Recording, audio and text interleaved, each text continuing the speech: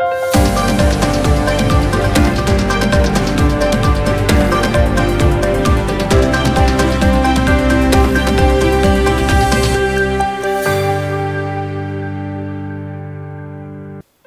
मी Priyanka Shankarnath news चॅनलच्या मराठी बातमीपत्रात आपलं स्वागत करते। पाहुयात आजच्या काही मुख्य बातम्या। लोकसभा निवडणुकीच्या पहिल्या टप्प्यातील मतदान 19 एप्रिल रोजी पार पडणार आहे। बुधवार 17 एप्रिल रोजी रामनवमीला सायंकाळी प्रचार तोफा थंडावल्या आहेत। त्यानंतर 6 वाजेनंतर उमेदवारांना आपला प्रचार करता येणार नाही। पहिल्या टप्प्यातील लोकसभा निवडणुकीच्या प्रचाराचा आजचा शेवटचा दिवस होता। नागपूर, रामटेक, भंडारा, गोंदिया, गडचिरोली, चंद्रपूर आणि चिमूर या ठिकाणी प्रचाराच्या तोफा थंडावल्या। त्यामुळे आजचा लोकसभा निवडणुकीच्या प्रचाराचा शेवटचा दिवस रॅली, सभा आणि मिरवणुकीने गाजला। पहिल्या टप्प्यात नागपुरात भाजपचे नितीन गडकरी यांच्या विरोधात काँग्रेसचे विकास ठाकरे यांच्यात लढत होणार आहे। चंद्रपुरात भाजपचे सुधीर मुनगंटीवार यांच्या विरोधात काँग्रेसच्या प्रतिभा धानोरकर यांच्या चुरशीची लढत होताना दिसणार आहे। भंडाऱ्यात सुनील मेंढे विरुद्ध प्रशांत पडोळे, रामटेकमध्ये राजू पारवे विरुद्ध श्यामकुमार बर्वे यांच्या लोकसभेचा सामना रंगणार आहे। जळगाव शहरातील महाराष्ट्र औद्योगिक विकास महामंडळाच्या सेक्टर डी मधील मोरिया केमिकल कंपनीमध्ये बुधवारी सकाळी मोठा स्फोट झाला। त्यामुळे लागलेल्या आगीत 20 पेक्षा अधिक कर्मचारी गंभीर जखमी झाले आहेत। जखमी झालेल्या कर्मचाऱ्यांना रुग्णालयात दाखल करण्यात आले आहे। या घटनेत एका कामगाराचा होरपळून मृत्यू झाला आहे। कोल्हापूर लोकसभा मतदारसंघांमध्ये यंदा सातारा राजघराण्याचे वारसदार शाहू महाराज छत्रपती निवडणुकीच्या रिंगणात उतरले आहेत। त्यांची ही पहिलीच निवडणूक आहे, त्यामुळे त्यांनी पहिल्यांदाच आपल्या जवळील संपत्तीचे विवरण निवडणूक अर्जामध्ये जाहीर केले आहे। त्यानुसार कोल्हापूरच्या गादीचे वारसदार असलेल्या श्रीमंत छत्रपती शाहू महाराज यांच्याकडे सुमारे 300 कोटी रुपयांची संपत्ती असल्याचे त्यांनी आपल्या विवरणपत्रात नमूद केले आहे। तर त्यांच्या पत्नी याज्ञसेनी राजे छत्रपती यांच्या नावे 41 कोटी रुपयांची संपत्ती आहे।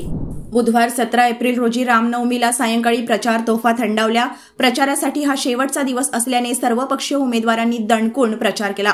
यात केंद्रीय रस्ते वाहतूक मंत्री नितीन गडकरी यांच्या पत्नी कांचन गडकरी व स्नुषा ऋतुजा यांनी उत्तर नागपुरात आयोजित महिलांच्या कार्यक्रमात नितीन गडकरींसाठी मते मागितली। काही दिवसांपूर्वी त्यांचा मुलगा सारंग गडकरी याने मुस्लिम वस्तीत जाऊन मते मागितली होती। नितीन गडकरी विकास कामांच्या आधारे मते मागित आहेत। सध्या देशभरात लोकसभा निवडणुकीची रणधुमाळी सुरू आहे। याच दरम्यान भाजपच्या वाटेवर असलेले राष्ट्रवादी काँग्रेस शरदचंद्र पवार पक्षाचे नेते एकनाथ खडसे यांना जीवे मारण्याची धमकी मिळाल्याचे समोर आले आहे। यामुळे राजकीय वर्तुळात एकच खळबळ उडाली आहे। दरम्यान एकनाथ खडसे यांना मिळालेल्या धमकीनंतर भाजपाचे नेते आणि मंत्री गिरीश महाजन यांनी प्रतिक्रिया देत त्यांना चिमटा काढलाय। गिरीश महाजन म्हणाले, या बाबतीत मला काही जास्त सांगता येणार नाही। मागील काळामध्ये त्यांना दाऊदकडून धमक्या आल्या असल्याचे ते सांगतात, मात्र मला माहिती नाही, त्यामुळे याबद्दल तेच सांगू शकतील। एकनाथ खडसे मोठे नेते असल्यामुळे त्यांना मोठ्या धमक्या येतात। पोलीस यंत्रणेकडे तक्रार केली असेल तर चौकशी करतील असेही ते म्हणाले। मुंबईतील 6 लोकसभा मतदारसंघांसाठी 5व्या टप्प्यात म्हणजे 20 मे रोजी मतदान पार पडणार आहे। मुंबईतील मतदानाला आणखी काही आठवड्यांचा अवधी असल्याने महायुती आणि महाविकास आघाडीकडून उमेदवारांच्या नावाची निश्चिती करण्यासाठी विचारमंथन सुरू आहे।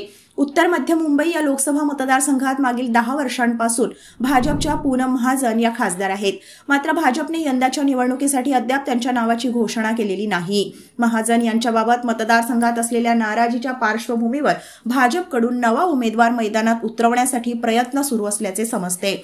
अशातच ज्येष्ठ सरकारी वकील उज्ज्वल निकम यांचं नाव चर्चेत आलं असून भाजपकडून त्यांना उमेदवारी दिली जाण्याची शक्यता वर्तवली जात आहे। विरोधी पक्षांची आघाडी मोदी द्वेषाने पीडित आहे। मोदींना हरवायचे असा त्यांनी पण केलाय। पंतप्रधान नरेंद्र मोदी यांची विकेट काढणे साधी गोष्ट नाही। विरोधकांकडे ना बॉलर आहेत ना बॅट्समन, जे आहेत ते सगळे राखीव खेळाडू, अशी घणाघाती टीका मुख्यमंत्री एकनाथ शिंदे यांनी विरोधी पक्षांवर केली। सावनेर येथे महायुतीचे उमेदवार राजू पारवे यांच्या प्रचारार्थ झालेल्या सभेमध्ये मुख्यमंत्री बोलत होते। मागील 10 वर्ष आपण मोदींची बॅटिंग पाहिली, त्यांनी देशाचा विकास केला। आता पुढची 5 वर्ष पंतप्रधान मोदी चौकार षटकार मारून विरोधकांना झोडपल्याशिवाय राहणार नाही। मोदींसाठी नेशन फर्स्ट हा अजेंडा आहे, असंही ते म्हणाले। चंद्रपूर लोकसभेचे भाजप उमेदवार सुधीर मुनगंटीवार यांच्या प्रचारासाठी पोंभुर्णा शहरात राज्याचे मंत्री छगन भुजबळ आणि भाजप प्रदेशाध्यक्ष चंद्रशेखर बावनकुळे यांनी प्रचार सभा घेतली। आपल्या भाषणात 17 तारखेच्या रामनवमीचा संदर्भ देत भाजप प्रदेशाध्यक्ष चंद्रशेखर बावनकुळे यांनी जोरदार टोलेबाजी केली। 19 एप्रिल रोजी काँग्रेस रूपी रावणाचा अंत करण्याचे आवाहन बावनकुळे यांनी केले। मंगळवारी जाहीर झालेल्या संघ लोकसेवा परीक्षेच्या निकालात चंद्रपूरकर शारदा माध्यस्वार हिने UPSC परीक्षेत मोठे यश मिळवले। ऑल इंडिया रँकिंग 285 मार्क मिळवून पालक व कुटुंबियांना तिने यशाचे समाधान दिले। शारदाने चंद्रपूर शहरात शालेय शिक्षण घेतल्यानंतर सांगलीच्या प्रतिष्ठित वालचंद अभियांत्रिकी महाविद्यालयातून इलेक्ट्रिकल इंजिनिअरिंगची पदवी मिळवली आहे। विद्यार्थी दशेत नेहमीच टॉपर राहिलेल्या शारदा हिने चौथ्या प्रयत्नात UPSC मेन्स परीक्षा सर केली। चंद्रपूरच्या गजानन महाराज मंदिर वॉर्डात असलेल्या त्यांच्या घरी शुभेच्छा आणि भेटीसाठी नागरिकांची रीघ लागली आहे। आज अत्यंत समाधानी व आनंदी वाटत असल्याची प्रतिक्रिया तिच्या पालकांनी दिली आहे। ज्या पद्धतीने गोष्टी एडिट करून विरोधकांकडून बातमी चुकीची दाखवण्याचा प्रयत्न केला जात आहे, त्यांना माझे सांगणे आहे की या देशामध्ये या देशाची जनता मोदी यांच्या सोबतच राहणार आहे असा विश्वास भाजप उमेदवार नवनीत राणा यांनी व्यक्त केला। माझ्या पुढे जे उमेदवार आहेत ते भाजपचे उमेदवार म्हणून आज अमरावतीमध्ये मोदींच्या नावाने सगळ्यांकडे जात आहेत, त्यांना मोदींचा नमस्कार सांगत आहेत। विकास काम आम्ही सांगत आहोत। पूर्ण देशात कोणतेही विरोधक यांच्या समोर नाही, तर मोदींची हवा होती, आहे आणि राहील। देशाच्या प्रगतीसाठी मोदी हे आवश्यक आहेत आणि अब की बार 400 पार आणि नरेंद्र मोदी पुन्हा एकदा 2024 मध्ये प्रधानमंत्री होणार आहेत। विरोधक काही ना काही करण्याचा प्रयत्न करत आहेत, त्यांना मला सांगायचं आहे की बावनकुळे हे आमचे नेते आहेत। मी जे वक्तव्य केलं ते अचलपूर मतदारसंघातील आमदार यांच्यासाठी होते।